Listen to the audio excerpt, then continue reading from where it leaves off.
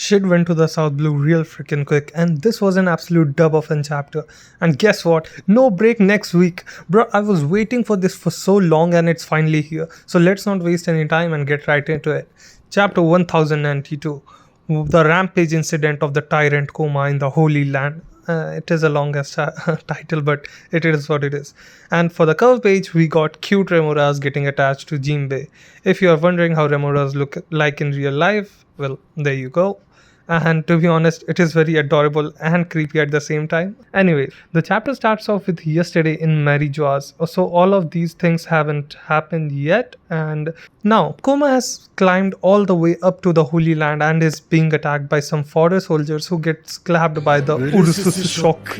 It was a very short-lived victory. As soon as this bitch Akainu showed up, then suddenly the celestial piece of shit starts to speak and complains about not getting the lobster for dinner. As we continue through the chapter, Akainu states that Kuma's mind should have been non-existent by now, and he is the same as being dead.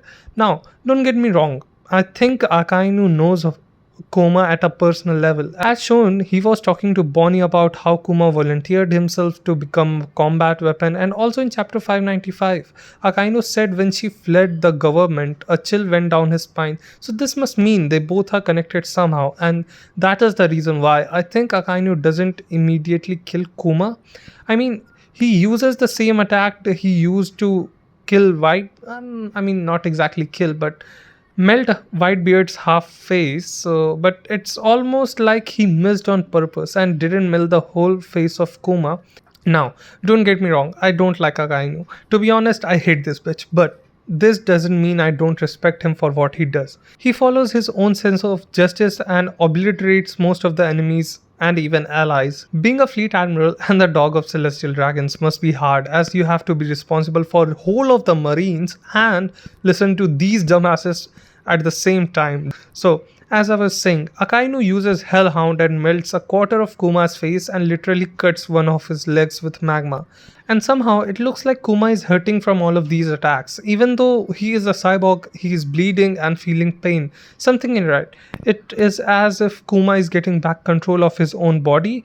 Either way, Kuma uses his Pawpaw Fruit to send himself flying, and we all know where Kuma is headed.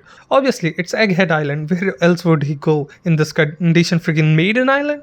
I know, some of you all will say he could go to the Momoiro Island, which is the Kamabaka kingdom where the Revolutionary Army is situated as of right now. But I don't think Kuma knows where the Revolutionary Army is situated. So the default option remains is Egghead Island, where Kuma was made a cyborg. He is. This is such an irony situation. Akainu, aka Inu, is calling Kuma a puppet who himself is a puppet of the world government and the celestial dragons. So it is pretty ironic. Now, we cut back to the Egghead Island where the furry-eared pacifistas are destroying the weaponized sea beasts, and Kizaru is fighting Snake Man. Realizing how strong Luffy is, says, "You are certainly the man who defeated Kaido." And guess what? Luffy is still holding back. He is not even fighting at his full potential.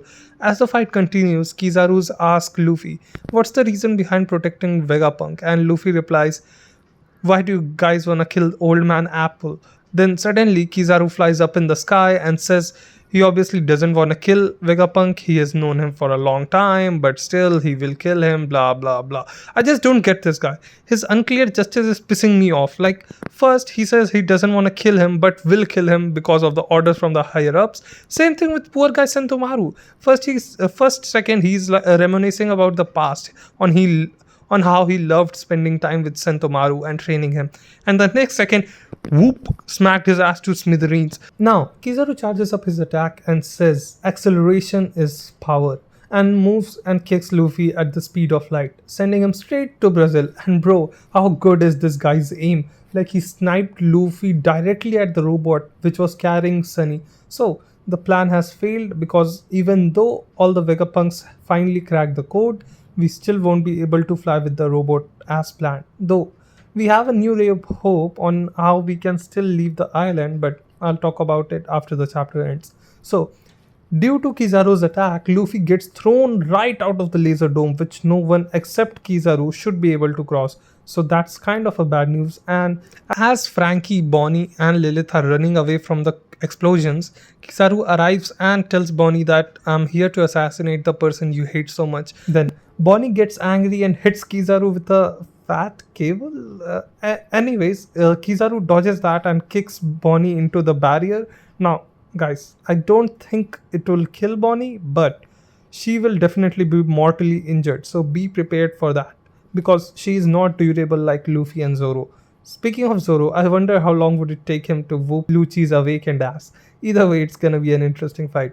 Going back to the chapter, Kizaru is like a nightmare, says to Vegapunk that his plan has been failed and your joint robot of dreams has been blown to bits. Then he says that this is a tough mission for him to all that bullshit talk before he tries to unalive Vegapunk. But then all of a sudden, a wild Gear 5 Luffy appears, bringing back the lonely world and grabs Kizaru. And I'm telling you guys, Kizaru is shitting his pants. Bro, my man Luffy went through the barrier and came back through the freaking laser barrier with just some burns. This just proves how strong Gear 5 is. Also, because Luffy came in his giant Gear 5 form, the drums of liberation, which is obviously Luffy's heartbeat, is beating all over the island, which somehow woke up the ancient robot whose name is Iron Giant.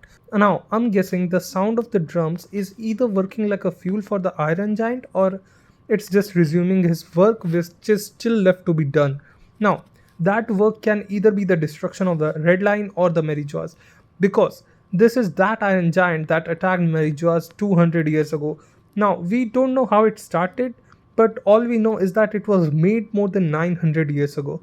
And it is safe to say that Luffy is the one who can order the Iron Giant. And if you are thinking the same thing, then instead of flying away with the giant robot of dreams, which was destroyed, we are going to be flying with the Iron Giant. But who knows whether it can fly or not. So you guys, with the advanced observation haki, tell me in the comments, what do you think is gonna happen next? Because there's still a few chapters left until this arc is wrapped. Anything can happen. Anyways, hope you guys enjoyed the video. Make sure to hit the subscribe button with your wooden canes. This is Whoopty Slap. I'll see you guys in the next one.